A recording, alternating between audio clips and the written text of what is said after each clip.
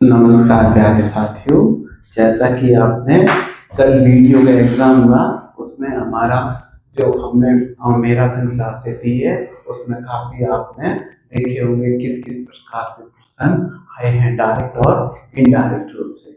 हमने जिस हिसाब से पढ़ाया है इस हिसाब से हमारी सिर्फ और सिर्फ 3 और 1 4 मैराथन क्लासों के अंदर कम से कम 15 से 16 अगर इनडायरेक्ट माने तो 20 से 25 सवाल सीधे आए हैं। जबकि सिर्फ और सिर्फ 4 मैराथन क्लासें हुई है। 4 मैराथन क्लासों में मैं आपको बताना चाहूंगा और सिर्फ जो एक एक 51 मिनट की रहती है, एक 40 की, मतलब 40 50 51 ऐसे करके ये सारे मिनट जोड़े गए हैं। और मतलब ज्यादा से ज्यादा आप करो तो 3 घंटे या 3.5 घंटों का जो हमने सेशन लिया था इसी के अंदर इनडायरेक्ट रूप से 25 से 30 क्वेश्चन कल राजस्थान के सामान्य ज्ञान और राजस्थान से जीके से संबंधित एग्जाम के अंदर कल वीडियो एग्जाम 2 नवंबर ग्राम विकास अधिकारी जो 2 पारियों में हुआ था उसमें निश्चित रूप से सवाल आए हैं। अगर आप अच्छे से नियमित रूप से हमारी क्लासों को देख रहे हैं तो आपको पता होगा जो हमने जो मैराथन क्लासेस दी थी और इसके अलावा इतिहास से संबंधित 4 5 क्लासें और थी वो जो कि 10वीं क्लास से संबंधित, उनसे मिलकर ये सारे सवाल हमारे इस क्लास के अंदर आपके कल एग्जाम में आए थे। निश्चित रूप से कहा जा सकता है 3 से 4 क्लासों में, वो भी 3 से 4 क्लासों में 25 से 30 सवाल बहुत बड़ी बात रहती है। ठीक है, इसी उद्देश्य को हम आपके साथ लेके हम नया सीरीज लेके आए हैं और इस सीरीज में हम आपको यकीन दिलाते हैं आने वाले एग्जाम में आपकी रीट हो या फिर सेकंड ग्रेड एग्जाम हो इसी तरह ही हमारे सवाल आएंगे 50 से 60 सवाल। ठीक है, 50 से 60 सवाल सीधे आपको एग्जाम के अंदर मिलने वाले हैं। चलो ठीक है, आज की जो अपन की मैराथन क्लास है वो क्लास है आपके 5 नंबर। ठीक है, मैराथन क्लास है 5 नंबर और निश्चित रूप से इससे आपके सवाल आने वाले एग्जाम में जरूर दिखेंगे। ठीक है, इसी उद्देश्य को अपन मान के आज की क्लास का शुरू करते हैं। सबसे पहला आज का सवाल है बेणेश्वर मेला कहाँ लगता है। बेणेश्वर मेला आपके डूंगरपुर में लगता है। कल अपन ने डूंगरपुर से रिलेटेड कई प्रकार के फैक्टों को देखा, गोविंद गुरु से संबंधित संत सभा, ठीक है, उन्होंने किस प्रकार से आंदोलन किया था और गुरु गुरु गोविंद गिरी बंजारा परिवार से संबंधित थे। ठीक है, तो वो सब कुछ अपन ने देखा कल अच्छे से। तो आज एक डूंगरपुर से संबंधित एक फैक्ट है, बेणेश्वर मेला कहाँ पड़ता है। ये एक आदिवासी क्षेत्र है और ये आपका डूंगरपुर में पड़ता है बेणेश्वर मेला। ये एक नदियों का संगम है, उसी पे मिलता है। ठीक है, अब आपने देखा होगा वर्तमान में या फिर आपके सितंबर महीने में और अक्टूबर में आपने एक महोत्सव सेलिब्रेट किया था जो कि अपने बाड़मेर के अंदर मनाया जाता है, थार महोत्सव। तो थार महोत्सव जस्ट अभी मनाया गया था, लेकिन इससे रिलेटेड कुछ महोत्सव से रिलेटेड कुछ सवाल बन जाते हैं। जैसे हमने एक सवाल बनाया है मरु महोत्सव कहाँ मनाया जाता है। ठीक है, तो जैसलमेर में मनाया जाता है, वो भी आपके आने वाले नए साल से, जैसे जनवरी और फरवरी 2 महीने होंगे, इसमें किसी 1 2 4 दिनों का एक उत्सव मनाया जाएगा, मरु महोत्सव जैसलमेर। इसके बाद में जो अपन का अगला है, कल मैंने बोला था गौतमेश्वर धाम कहाँ स्थित है। गौतमेश्वर धाम था वो आपके प्रतापगढ़ में अरनोद, उनकी एक तहसील है प्रतापगढ़ की, अरनोद तहसील आपके प्रतापगढ़ में है। जबकि पूछा जा सकता है गौतमेश्वर का मेला कहाँ पड़ता है। ठीक है, वो धाम है गौतमेश्वर से संबंधित, लेकिन जो मेला पड़ता है वो आपकी सिरोही में पड़ता है। सिरोही भी एक आदिवासी क्षेत्र है। सिरोही वही जिसकी अरावली की सबसे ऊंची ऊंची चोटियां इसी सिरोही में पाई जाती है, जैसा कि गुरु सीकर 1727, ठीक है, जागा, ठीक है, जरगा वगैरह, तो जो भी है वो सारी ये अरावली की ऊंची चोटियां हैं। ठीक है, तो वही है जहाँ गौतमेश्वर का मेला पड़ता है। ठीक है, सिरोही में। इसके बाद वेरी वेरी इंपॉर्टेंट सवाल है कच्ची घोड़ी नृत्य। कच्ची घोड़ी नृत्य है वो आपके शेखावाटी क्षेत्र में मनाया जाता है। ठीक है, शेखावाटी क्षेत्र है वहाँ का प्रसिद्ध है आपके शेखावाटी, चूरू, सीकर, झुंझुनू, आपको पता ही होगा, उनसे संबंधित है कच्ची घोड़ी। एक उत्सव के रूप में नाच गाना होता है, एक नकली रूप से एक घोड़ी होती है जिसपे एक वेशभूषा धारण करके एक डांस किया जाता है, ठीक है, जो कि प्रसिद्ध है शेखावाटी क्षेत्र। शेखावाटी चूरू सीकर झुंझुनू, ठीक है। अब इसके बाद में जो अगला नृत्य है चरी नृत्य प्रसिद्ध। तो चरी नृत्य जैसा कि अपन के यहाँ बाड़मेर में माना जाता है, एक स्वरूप जी है जो बहुत सी चरी मतलब एक मटके के नुमा होते हैं, तो कई प्रकार के चरों के रूप में एक दूसरे को ऊपर रख के एक डांस किया जाता है। तो चरी नृत्य है प्रसिद्ध है किशनगढ़ अजमेर। किशनगढ़ वही जो कल अपन ने फैक्ट देखा था, किशनगढ़ शैली से संबंधित सावंत सिंह, ठीक है, बड़ी थड़ी आपकी एक चित्र शैली थी उनसे संबंधित थे, ठीक है। तो वो किशनगढ़ अजमेर है, उनसे संबंधित है आपका चरी नृत्य। इसके बाद में है तेरह ताली नृत्य। तेरह ताली नृत्य बिल्कुल एक 13 ताल के रूप से 13 तालियों का एक समूह होता है जिसको बजाने के बाद एक ये नृत्य आयोजित किया जाता है, जो कि आपके पोकरण जिसमें से संबंधित है। अब आप पूछोगे ये 13 ताली नृत्य हैं जो पोकरण जिसमें मतलब रूणीचा दरबार, बाबा रामदेव जी का जब मेला होता है तो कालबेलियाई जाति की जो होते हैं वो 13 ताली नृत्य उनके मेले में करते हैं, ठीक है। पोकरण जैसलमेर बाबा रामसा पीर या रूणीचेरा नाथ बाबा रामदेव जी का मेले के अंदर 13 ताली नृत्य काफी ज्यादा चर्चित और प्रसिद्ध है, उसी मेले के दौरान ये किया जाता है। इसके बाद में वेरी वेरी इंपॉर्टेंट है भवाई नृत्य। भवाई नृत्य है वो आपके भवाई नृत्य है आपके उदयपुर जो कि मेवाड़ी क्षेत्र है। मैंने आपको एक मध्यकालीन क्षेत्रों से संबंधित मैंने आपको बताया था मेवाड़ क्षेत्र में कौन कौन से आते हैं, सुसैन क्षेत्र, मत्स्य प्रदेश, शेखावाटी क्षेत्र, हाडोती क्षेत्र। इसके बाद में मैंने आपको बहुत से क्षेत्र थे जिनके जो प्राचीन नाम थे वो वर्तमान में क्षेत्र कहाँ स्थित है उसके बारे में आपको पढ़ाया था। तो वही है ये मेवाड़। मेवाड़ के अंतर्गत आप उदयपुर, राजसमंद जो इसका जो आसपास का क्षेत्र है वो लेते हो। तो भवाई नृत्य प्रसिद्ध है उदयपुर और मेवाड़ क्षेत्र में। इसके बाद में जो अगला सवाल है अग्नि नृत्य प्रसिद्ध है। ये अग्नि नृत्य का सवाल कल वीडियो के एग्जाम में आ गया था, ठीक है, यही सवाल था। इससे पहले भी अपन इसके बारे में चर्चा कर चुके हैं। जो कल जो सवाल था उसमें था अग्नि नृत्य किस संप्रदाय से संबंधित था। तो अग्नि नृत्य जसनाती संप्रदाय से संबंधित है, ठीक है। यहाँ अपना सवाल है अग्नि नृत्य प्रसिद्ध कहाँ का है, ठीक है। तो खत्रियासर बीकानेर, खत्रियासर बीकानेर है, वहां पर अग्नि नृत्य प्रसिद्ध है। तो जसनाती संप्रदाय के भोपे होते हैं, वो एक आग जलाई जाती है एक ही मैदान के अंदर, और जो उनकी जो आग जलती हुई आग और इसके अलावा उसके जो कीड़े होते हैं उनको मुंह में डालकर मतलब एक हाथों में नचा के एक करतब नुमा किया जाता है जिसे बोलते हैं आपके अग्नि नृत्य।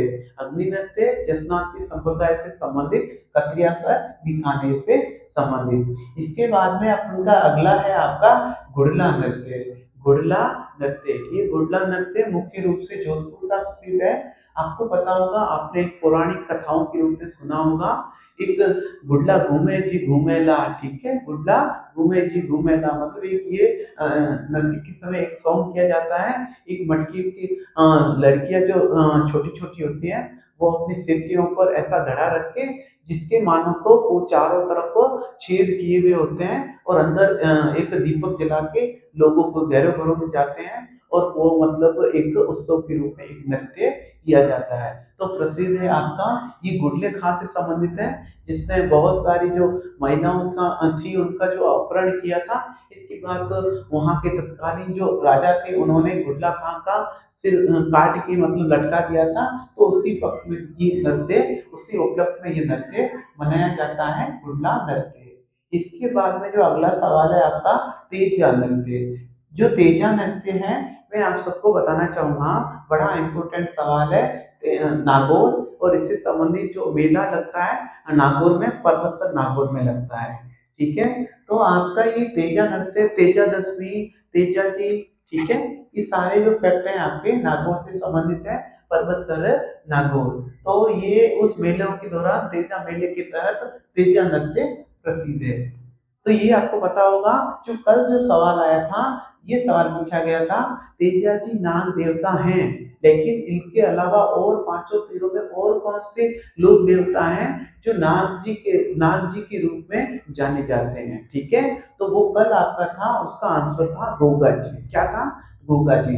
तो तेजा जी और गोगा जी दोनों को नाग देवता के रूप में कहा जाता है, माना जाता है। हाँ, गोगा जी के बारे में तो बोला ही जाता है, घर घर गोगो, सॉरी, घर घर खिचड़ी, घर घर गोगो। ठीक है, तो मतलब गोगा जी का थान वगैरह और पूजा वगैरह गोगा जी की जाती है।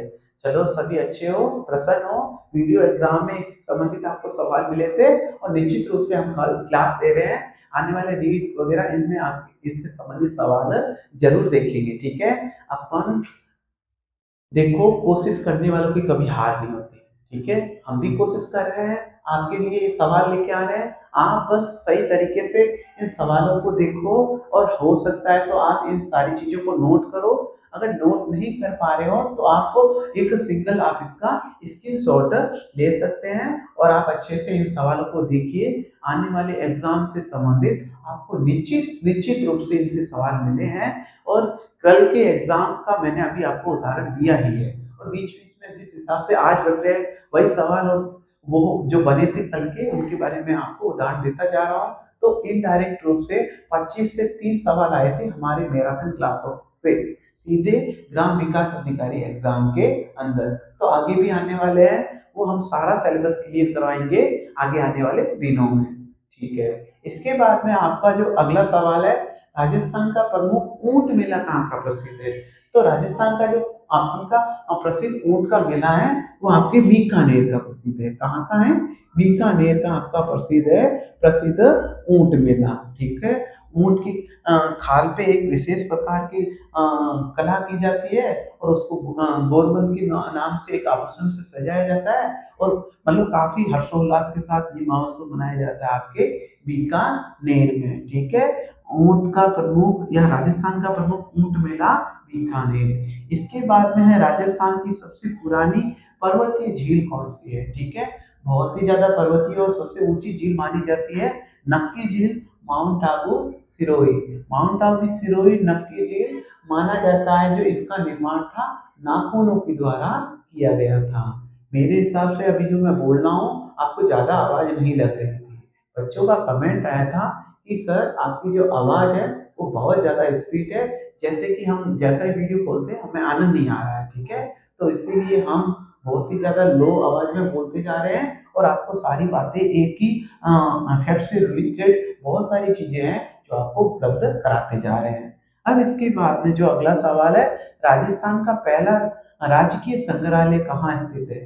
संग्रहालय का मतलब होता है राजस्थान से संबंधित, इतिहास से संबंधित, रीति रिवाजों से संबंधित और पौराणिक इतिहास से संबंधित जिन चीजों को एक जगह रखा जाता है, जिस स्थान पे एक जगह रखा जाता है उसे संग्रहालय कहा जाता है। ओके, तो राजस्थान का राजकीय या पहला या फिर राजकीय संग्रहालय कहाँ स्थित है? तो अजमेर में। ठीक है, राजस्व मंडल भी कहाँ है? अजमेर में। ठीक है, तो उस वहीं पर है आपका राजकीय संग्रहालय। इसके बाद में ये प्रश्न पूछा जा सकता है कि सबसे अधिक संग्रहालय किस शहर में, किस जिले में है? ठीक है, तो राजस्थान के सबसे अधिक संग्रहालय किस शहर में है? तो जयपुर में। ओके, फिर अगला सवाल है, राजस्थान का प्रसिद्ध हवा महल किस शासक ने बनवाया? वेरी वेरी इंपोर्टेंट, राजस्थान का प्रसिद्ध हवा महल किस शासक ने बनवाया? तो सवाई प्रताप सिंह। अब इससे रिलेटेड एक सवाल आता है, जो राजस्थान का जयपुर में स्थित हवा महल है उसमें खिड़कियां कितनी है? ठीक है, आए दिन एग्जाम में सवाल पूछा जाता है, तो इसके अंदर 953 आपकी खिड़कियां हैं। कितनी है? 953 झरोखे कह सकते हैं। ये तीज की सवारी वगैरह निकलती थी, तभी रानियां होती थी, उन्हीं खिड़कियों के माध्यम से, उन्हीं झरोखों के माध्यम से वो तीज की सवारियां देखा करती थी। ठीक है, तो वही है, किनके द्वारा निर्मित है? सवाई प्रताप सिंह के द्वारा निर्मित है आपके। ठीक है, हवा महल, इसके अंदर 953 खिड़कियां या झरोखे हैं। इसके बाद में राजस्थान की पहली पंचवर्षीय योजना प्रोजेक्ट कौन सा था? मतलब ये पंचवर्षीय योजना नामक जो ये कॉन्सेप्ट था वो माना जाता है कि योजना आयोग द्वारा लाया गया। अब ये पंचवर्षीय योजनाएं क्या होती है? पंचवर्षीय योजनाओं के तहत एक 5 वर्ष के कार्यकाल के दौरान एक योजना लागू की जाती है और उसमें एक उद्देश्य निर्धारित किया जाता है कि राजस्थान का कौन सा जो है गरीबी हो, स्वास्थ्य हो, समावेशी विकास हो, ठीक है, और इसके अलावा गंगा नहर हो, कृषि हो, तो ये विशेष प्रकार के मुद्दे हैं। उन 5 सालों के अंदर एक मुद्दे को लिया जाता है, फिर पूरे 5 साल जो विकास से संबंधित सारी प्रक्रियाएं हैं और जो जिनसे संबंधित योजनाएं लाई जाएगी, केवल उसी क्षेत्र को, उसी लक्ष्य को टारगेट करके ही योजनाएं लाई जाएगी और उसका विकास किया जाएगा। तो ये होता है आपकी पंचवर्षीय योजना। अपन के जो सवाल पूछा है पंचवर्षीय योजना, वैसे मैं आपको बता दे रहा हूँ। पंचवर्षीय प्रथम पंचवर्षीय योजना है 1951 से 1956 थी और जो ये लागू हुई थी 1951 से शुरू हो जाती है, ठीक है। 1 अप्रैल 1951 से प्रथम पंचवर्षीय योजना शुरू होती है जिसका कार्यकाल रहता है 1956 तक। प्रथम पंचवर्षीय योजना है, उससे संबंधित एक प्रोजेक्ट था, एक मैंने बोला एक उद्देश्य होता है प्रत्येक योजना से संबंधित। तो इस एक योजना थी, इसमें गंग नहर परियोजना। राजस्थान में पानी की बहुत ज्यादा किल्लत थी, बहुत ज्यादा कमी थी, इसीलिए सबसे पहली योजना के तहत गंग नहर एक परियोजना के रूप में एक प्रोजेक्ट लाया गया जिसके तहत सिंचाई के लिए पेयजल के रूप में जल उपलब्ध करवाया गया, ठीक है। तो मेरे हिसाब से और आज जो वर्तमान में पंचवर्षीय योजनाओं का समाप्त हो चुका है। 1 जनवरी 2015 से 1 जनवरी 2015 से नीति आयोग को एक नया लेके आए हैं। इसकी जगह जो योजना आयोग था उसको समाप्त कर दिया गया है। योजना आयोग के स्थान पर हमारे माननीय प्रधानमंत्री मोदी जी ने आपके एक नया कॉन्सेप्ट लेके आए हैं जिसे बोलते हैं नीति आयोग। अब नीति आयोग देश में विभिन्न प्रकार के सांख्यिकी के जुड़े मामलों को और इसके अलावा सारे के सामने मामलों को और देश के विकास को वो देखते हैं। एक विशेष प्रकार का आपके मंत्रालय के रूप में नीति आयोग। इससे पहले यहाँ पे योजना आयोग कार्य कर रहा था।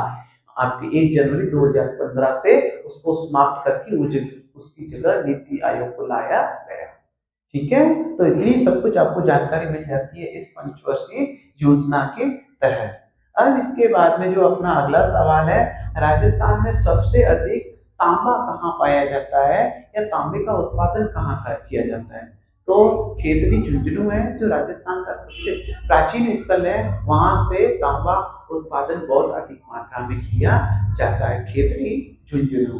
अब इसीलिए तो एक सुनारी नाम की एक सभ्यता थी, वो झुंझुनू में स्थित थी। तांबे की उपलब्धता के कारण ही उसे एक ताम्र युगीन सभ्यता के रूप में जाना जाता है, जो कि आपके झुंझुनू में स्थित थी और वर्तमान के उसके अवशेष मिले हैं। अब इसके बाद में जो अपनी अगला सवाल है, ये वेरी इंपोर्टेंट सवाल है। ये राजस्थान के 41 जिले बने हैं, सॉरी 21 नहीं 41। तो पहले 33 जिले हुआ करते थे, वर्तमान में 41 जिले हैं। तो 41 जिलों के अनुसार ये प्रश्न काफी महत्वपूर्ण बन जाता है कि राजस्थान की सबसे बड़ी मीठे पानी की कृत्रिम झील कौन सी है? ठीक है, कृत्रिम झील कौन सी है? तो आपके वो है जयसंबंध झील। जयसंबंध झील है, इस झील को ढेबर झील भी कहा जाता है। कौन सी झील? ढेबर झील भी कहा जाता है। और ये किस नदी पर बनी हुई है? तो गोमती नदी पर बनी हुई है। अब पूछा जा सकता है इस जयसमंद झील है, इस पर कुछ घाट बने हुए हैं, ठीक है, विशेष प्रकार के जो घूमने का या पर्यटन के रूप में महत्वपूर्ण स्थान है। जयसमंद झील पे जो घाट बने हुए हैं, इसमें जो सबसे बड़ा घाट है उसे बोलते हैं बाबा का भागड़ा। क्या बोलते हैं? बाबा का भागड़ा। और सबसे छोटा जो घाट है उसका नाम है प्यारी। आपने अच्छे से सुना। ये वर्तमान में किस जिले में स्थित है? सलूम्बर जिले में स्थित है। ओके, पहले ये राजसमंद जिले के अंतर्गत आती थी, लेकिन नहीं, जयसमंद झील वर्तमान में सलूम्बर जिले के अंतर्गत आती है, जिसका पुराना नाम ढेबर झील है। गोमती नदी के किनारे है। सबसे इसमें जो घाट बने हुए हैं पर्यटन के रूप में विकसित किया जा रहा है। ठीक है, जो सबसे बड़ा आपकी घाट है उसका नाम है बाबा का भागड़ा, और सबसे छोटा घाट है आपका उसका नाम है प्यारी। आ रहा समझ में? ठीक है, मेरे द्वारा जो जानकारी दी, मैं कह रहा हूँ एक पॉइंट से आप न जाने कितने सवाल आपके आने वाले एग्जाम में बन सकते हैं। अब मैं आपको राजस्थान की एक ही नजर के तहत राजस्थान का थोड़ा सा सामान्य ज्ञान लाया हूँ। अब ये कभी कभी एग्जाम में पूछा जा सकता है। ठीक है, तो सारे डाटा मैं एक ही स्लाइड के अंदर लेके आया हूँ, आपको अच्छे से सुनना है। ठीक है, तो माना जाता है राजस्थान का स्थापना दिवस कब मनाया जाता है? तो राजस्थान का स्थापना दिवस हर साल 30 मार्च को मनाया जाता है, क्योंकि इसी दिन राजस्थान का गठन हुआ था 30 मार्च 1949। ओके, अब जस्ट इसके जस्ट नीचे का फैक्ट है पुनर्गठन। पुनर्गठन आपको पता होगा भारत के अंदर 565 रियासतें थी। सरदार वल्लभ भाई पटेल और बीपी मेनन के द्वारा 565 रियासतों का एकीकरण किया गया। तो इसी के तहत राजस्थान के का भी एकीकरण 7 चरणों में हुआ। तो राजस्थान के 7वें चरण के रूप में 1 नवंबर 1956 को राजस्थान का पुनर्गठन करके एक नवीनतम राजस्थान के रूप में नाम आता है। ओके, इसके बाद में राजस्थान की राजधानी आपकी जयपुर है, ये गुलाबी नगर जयपुर। ठीक है, जैसा कि अपन आगे देख रहे हैं। ठीक है, तो राजस्थान का सामान्य ज्ञान, राजस्थान का सामान्य ज्ञान अपन ने देखा था। राजस्थान का गठन 30 मार्च 1949 को हुआ था, और इसकी राजधानी या फिर कहे तो जयपुर है, और पुनर्गठन 1 नवंबर 1956 को हुआ। इसके बाद राज्य वृक्ष है वो खिजड़ी है। राजस्थान में वर्तमान लोकसभा सीट है वो आपके 25 है, और वर्तमान में जब नवीनतम जिले बने इसके बाद राजस्थान में वर्तमान में 7 संभाग है, और साक्षरता दर पूछे तो 66.11% है। देखो ये सारे के सारे जो पॉइंट है ये राजस्थान की हर एग्जाम के अंदर कहीं ना कहीं पूछे जाते हैं। ठीक है, तो साक्षरता प्रतिशत है 66.11%। इसके बाद में है राजस्थान का कुल क्षेत्रफल, जो ये राजस्थान भौगोलिक सीमा दे रखा है 3,42,239 वर्ग किलोमीटर। इसके बाद में है राजभाषा के रूप में या फिर राज्य की भाषा है वो अपने राजस्थान की हिंदी है। इसके बाद में आपके राज्य का लोकवाद्य यंत्र है, राज्य का जो लोकवाद्य यंत्र है वो अलगोजा है। ठीक है, अलगोजा है। इसके बाद राज्य गीत है केसरिया बालम आओ नी पधारो मारे देश। इसके बाद में है आपका राज्य खेल बास्केटबॉल, और इसके बाद में अक्षांशीय स्थिति 23.3 डिग्री उत्तरी अक्षांश से 30 डिग्री 12 मिनट उत्तरी अक्षांश। ये वेरी वेरी इंपॉर्टेंट सवाल है। ठीक है, और इसके बाद में राजस्थान की देशांतरीय विस्तार जो कि 69 डिग्री 30 डिग्री पूर्वी देशांतर से 78 डिग्री 17 मिनट पूर्वी देशांतर है। इसके बाद पूर्वी और पश्चिमी जिले हैं धौलपुर और करौली, और इसके बाद में उत्तरी और दक्षिणी जिले हैं। ठीक है, उत्तरी और दक्षिणी जिले श्री गंगानगर और बांसवाड़ा। इसके बाद में राज्य का पशु है चिंकारा है, और ऊंट भी है। ऊंट को पालतू पशु का भी दर्जा दिया गया है और राज्य पशु के रूप में भी माना जाता है। फिर है राज्य पक्षी गोडावन। इसके बाद में राज्य पुष्प रोहिड़ा। फिर है विधानसभा सीट है आपकी 10। ठीक है, तो देखेंगे आगे अपन जिस प्रकार से आगे देख रहे हैं, तो इन चीजों को आप देखते रहिएगा। ठीक है, और आपको मेरे हिसाब से जो बातें हैं वो समझ में आ रही होगी। ठीक है, तो मैं आगे बताना चाहूंगा राजस्थान में जो वर्तमान में है विधानसभा सीट 10 है और लोकसभा सीट है वो 25 है। ठीक है, और इसके साथ ही मैं आपको ये भी बताना चाहूंगा ये पहले जिले राजस्थान में 33 हुआ करते थे, वर्तमान में 41 जिले हैं। तो इसके अलावा ये पूछा जा सकता है राजस्थान में वर्तमान में जनसंख्या कितनी है 2011 की जनगणना के अनुसार। तो आपके हैं 6,85,48,437 है, वो आपकी वर्तमान में 2011 के जनगणना के अनुसार राजस्थान की जनसंख्या है। सॉरी, हाँ जनसंख्या है। फिर आपका है लिंगानुपात पूछा जाता है, जो कि आपका वर्तमान में जो लिंगानुपात है 928 है। फिर घनत्व पूछा जाता है 200 व्यक्ति प्रति वर्ग किलोमीटर। फिर ये आपके कल वीडियो में एग्जाम में आया था राज्य का नृत्य जो कि है घूमर। इसके बाद में शास्त्रीय नृत्य है कथक। कथक। तो मेरा कहने का मतलब ये है, राजस्थान के ये सारे प्रश्न जो मैंने दे रखे हैं ये वेरी वेरी इंपॉर्टेंट है, और इससे संबंधित आपको अगर कोई भी जानकारी अगर समझ में नहीं आई है तो इससे संबंधित अपन जानकारी, ठीक है, आगे की क्लास के अंदर अपन अच्छे से देखेंगे। और इसके अलावा ये मैराथन क्लास है, आज आपकी 8वीं क्लास तक, सॉरी 7वीं तक समथिंग सारा हो गया है, और ये मैंने एक्स्ट्रा लिया है आपका राजस्थान का सामान्य ज्ञान। अब कल से मैं शुरू करूंगा मैराथन क्लास 6 होगी, जो कि 8वीं, 9वीं, 10वीं और 11वीं। जैसे ये 5 हुई है तो 5 और मान के चलो 10 क्लासों के अंदर आपकी ये क्लासों के जो पूरे के पूरे आपके पास महत्वपूर्ण सवाल मिल जाएंगे। आज के लिए इतना ही, जुड़े रहिए और अपने जो भी पढ़ने वाले बंदे हैं उन सबको लाइक और सब्सक्राइब कराइए और हमारे चैनल से जुड़वाइए। बिल्कुल फ्री तैयारी करवाई जाएगी। इसके बाद हमारा एक ऐप लॉन्च किया जाएगा, इसके बाद हमारा एक ऐप लॉन्च किया जाएगा जिसमें आपको निश्चित रूप से जानकारी दी जाएगी। आज के लिए इतना ही। थैंक यू वेरी मच प्यारे बच्चों, थैंक यू।